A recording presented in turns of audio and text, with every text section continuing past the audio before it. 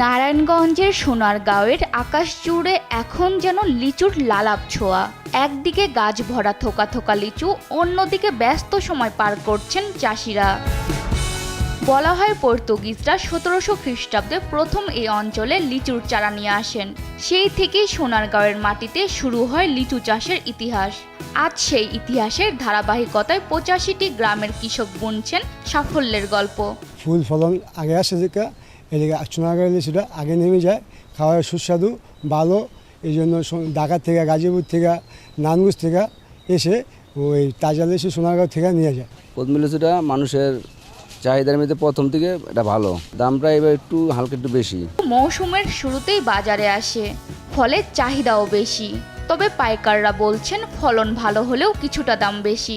এবছর 110 হেক্টর জমিতে লিচু চাষ হয়েছে। উৎপাদন লক্ষ্যমাত্রা 720 মেট্রিক টন। আনুমানিক বাজার মূল্য প্রায় 6 থেকে 7 কোটি টাকা। লিচু উৎপাদনের কৃষকদের পরামর্শ, প্রশিক্ষণ ও আধুনিক চাষাবাদের মাধ্যমে আরও বাগান সম্প্রসারণের পরিকল্পনা চলছে বলে জানান কৃষি কর্মকর্তা।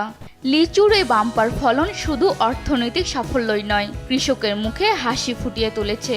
এই সাফল্য ধরে রাখলে ভবিষ্যতে সোনারগাঁওয়ের লিচু হতে পারে দেশের অন্যতম রপ্তানি সম্ভাবনাময় ফল।